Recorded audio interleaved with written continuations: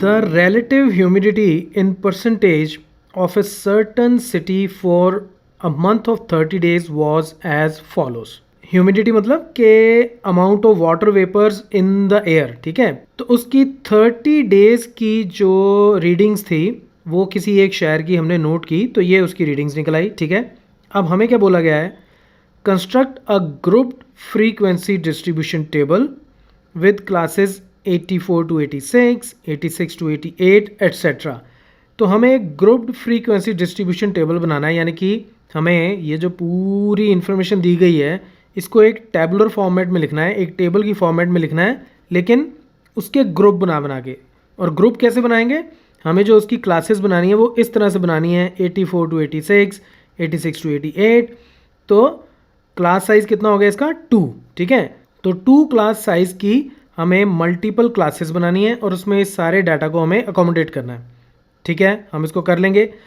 अब ये तो उसने बता दिया कि किस तरह की क्लासेस बनानी है, लेकिन क्लासेस को स्टार्ट कहाँ से करना है और एंड कहाँ से करना है।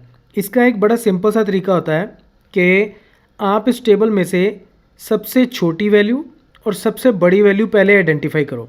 तो ये मैंने आइडेंटिफाई कर ली, ये सबसे छोटी वैल्यू है, और ये मैंने आइडेंटिफाई कर ली, ये सबसे बड़ी वैल्यू है। तो 84.9 को अकोमोडेट करने के लिए मुझे इन क्लासेस को 84 से स्टार्ट करना पड़ेगा, ठीक है। 84 to 86 इससे मुझे स्टार्ट करना पड़ेगा ताकि मैं इसको अकोमोडेट कर लूँ। और कहाँ तक जाऊँगा मैं, ये क्लासेस कहाँ तक बनेगी, ये क्लासेस बनेगी 100 तक, क्योंकि मुझे इसको अकोमोडेट करना है। तो यानी कि ये 98 to 100 यहाँ से शुरू होके यहाँ तक मेरी क्लासेस जाएंगी और उसमें फिर मैं इस सारे डाटा को अकोमोडेट करूँगा। देखो ग्रुप्ड फ्रीक्वेंसी क्या होती है, इसके बारे में बहुत डिटेल में मैं ऑलरेडी स्टैटिस्टिक्स का जो इंट्रोडक्शन का वीडियो बनाया था उसमें मैं बता चुका हूँ। स्टैटिस्टिक्स के बारे में, ग्रुप्ड फ्रीक्वेंसी डिस्ट्रीब्यूशन के बारे में अगर आपको थोड़ा सा भी डाउट हो तो पहले जो लिंक मैं टॉप राइट कॉर्नर में दे रहा हूँ उसको ज़रूर देख लेना। तो अब मैं इसकी क्लासेस बनाता हूँ सबसे पहले, और मुझे पता है कि मुझे 84 से 86 ये मेरी पहली क्लास होगी, फिर 86 to 88 एंड सो ऑन। तो मैं क्विकली यहाँ बना देता हूँ। तो ये मेरी क्लासेस बन गई, 84 से स्टार्ट हुई और 100 तक चली गई। तो इसके अंदर ये सारा डाटा मेरा अकोमोडेट हो जाएगा। ओके, ये बात सही हो गई।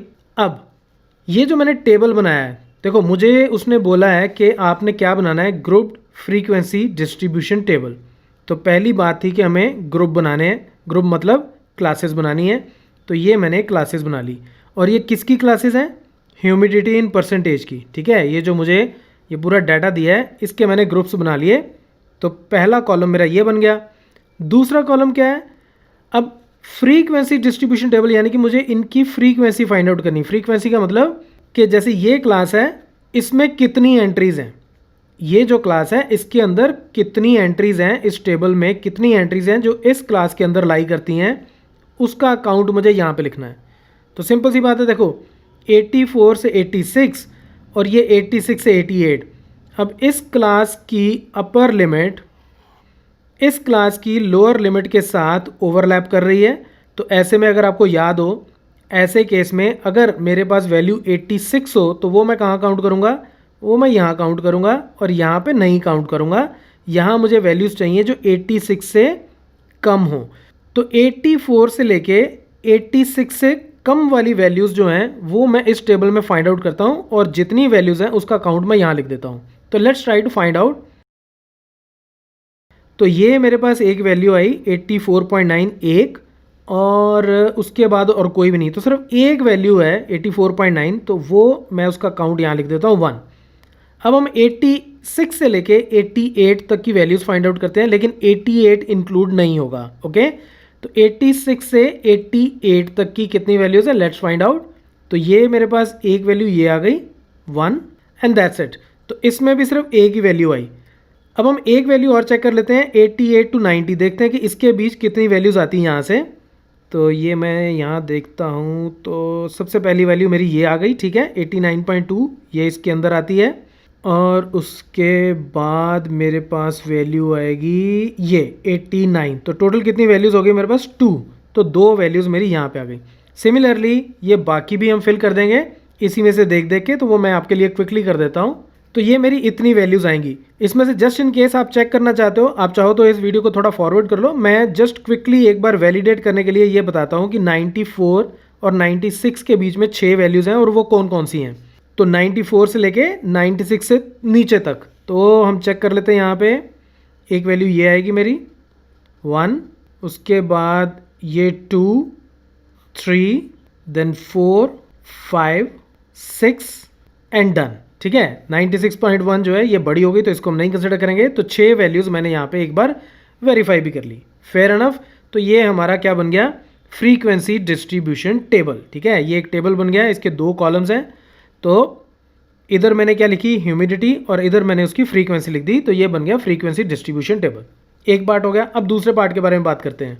अब हमें बोला गया है विच मंथ और season do you think this data is about. देखो ये एक जनरल नॉलेज का क्वेश्चन है कि ह्यूमिडिटी सबसे ज़्यादा कब होती है। ह्यूमिडिटी तब सबसे ज़्यादा होती है जब रेनी सीजन हो, क्योंकि एयर के अंदर वाटर वेपर्स ज़्यादा तभी होंगे जब बारिश हुई होगी। ठीक है, तो ये रेनी सीजन्स का डाटा है हमारे पास। अगले की बात करते हैं, what is the range of this data. देखो अब रेंज क्या होती है, रेंज होती है कि हमारा डाटा जो है वो कहाँ से लेके कहाँ तक फैला हुआ है। ठीक है, यानी कि एक तो उसका लोएस्ट ये वैल्यू चाहिए आपको, एक उसकी हाईएस्ट वैल्यू चाहिए, और हाईएस्ट में से हम लोएस्ट को माइनस कर देंगे और वो हमारा रेंज हो जाएगी। यानी कि हाईएस्ट वैल्यू में से लोएस्ट वैल्यू को माइनस करो और वो कितना हो जाएगा, 99.2 minus 84.9 which is equal to 14.3 is the answer. So that's it from this video. Keep watching Mathemafia.